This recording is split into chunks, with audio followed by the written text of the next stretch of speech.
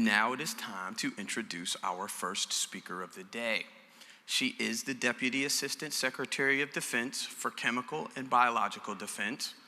Among her many responsibilities, she executes the day-to-day management, governance, and resourcing of the Chemical and Biological Defense Program. Her background stems in both industry and government work. In industry, her positions included Senior Scientist, Manager of Analytic Services, and Director of Laboratories. In the government, she is a graduate of the Dittrich CB Preparatory School of Leadership. Do not go looking that up, I just made it up. Dr. Vann truly is one of us in the truest sense of the word, having been a science and technology manager, a branch chief, and a division chief at the Defense Threat Reduction Agency. She's been an executive fellow at the Harvard Kennedy School of Government and earned her Ph.D. in chemistry from USC, the University of South Carolina. Please join me in welcoming Dr. Brandi Vann.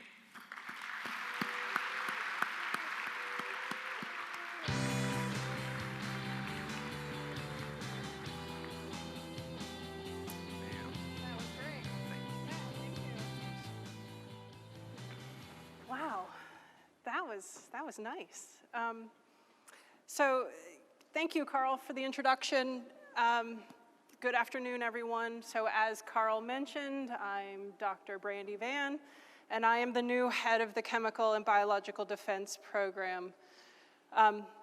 First, I'd like to say thank you to Ron and his team and the conference organizers for the opportunity to speak to you this afternoon. This is great. You know, I have a very long-standing history with this conference, as Carl mentioned.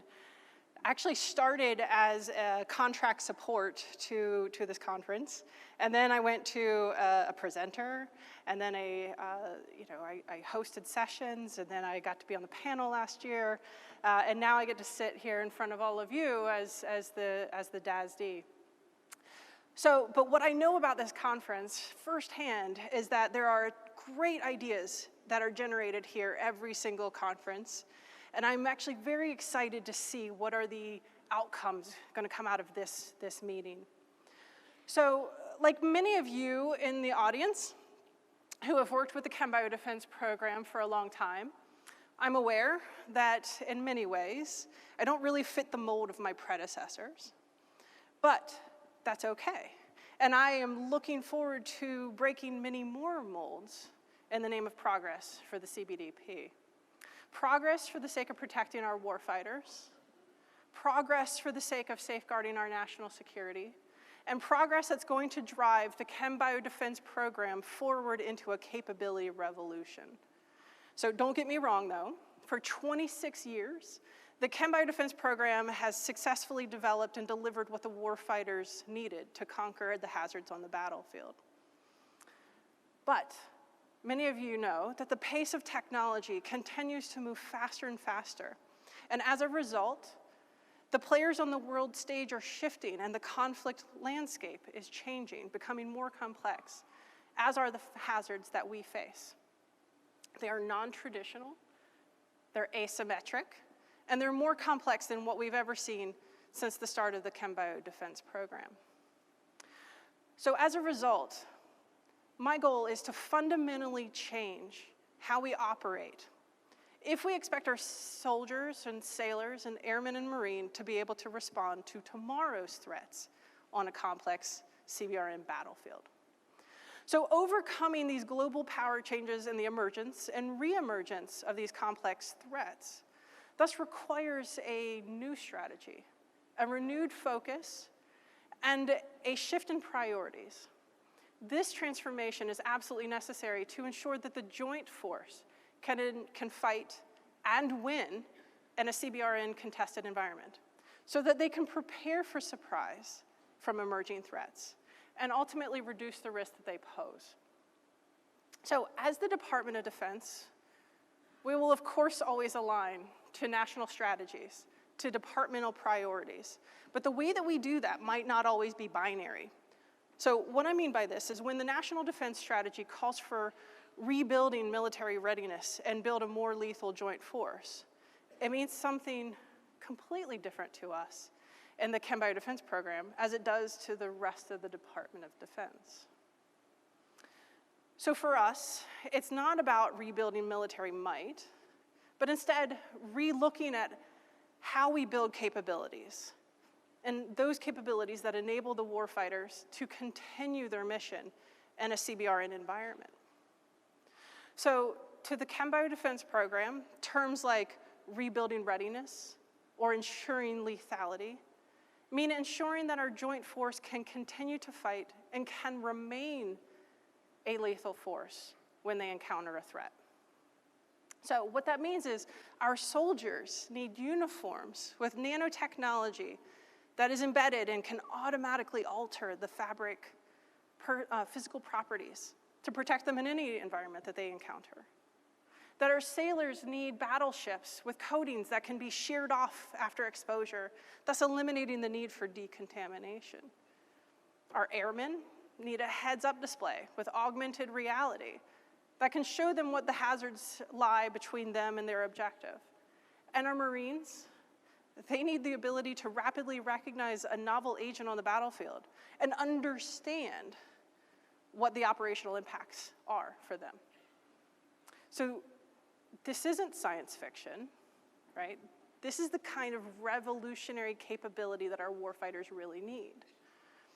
So again, as Carl mentioned, I've been on the other side of this podium, so I get it, that trying to find these answers can be challenging. But I absolutely believe, having been on the other side of this podium, that the smart folks in this room have ideas that could turn those concepts into a reality. But if we don't take that action now, then we won't see that reality in the future.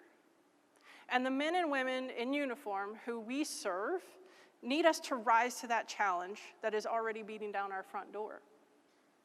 So as I work in my position to reform our strategies, our policies, and our practices, we have 4 organizations that make up the Chem Biodefense program that will continue to improve the alignment of their efforts from one end of the enterprise to the other. We have the Joint Requirements Office, the Joint Science Technology Office, the Joint Program Executive Office, and the CBRN Test and Evaluation Executive. And they all play a critical role, and each one is essential to the success of the others. For the whole Chem Biodefense enterprise to be successful, no single organization can operate out of step with the others, or each will flounder and fail. And ultimately, it's the warfighter that loses.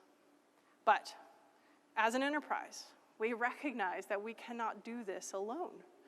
The cohesion and coordination and integration amongst the Chem Biodefense program and amongst our strategic partners and performers are absolutely required for our collective success. The strength of those relationships, the bonds and the bridges between our organizations, are the structure with which we will build our warfighters' ability to continue winning in a world of complex threats. Now, I consider all of you in the audience today members of our greater Chem Biodefense community, and we need your help to make a huge leap towards revolutionary ideas and real-world solutions. So I will say, if you have a crazy idea that might not work, but you think it's worth a shot, go talk to Ron and his team of division chiefs and STEMs. If you've got something that's already developed that you think could be useful to our warfighters, I would encourage you to go talk to the JPO, to Doug Bryce and to Jason Roos, and show them what you've got. As I said, we are all part of the same team, and working together is the only way that we'll be able to be behind the warfighter, but ahead of the threat. Thank you.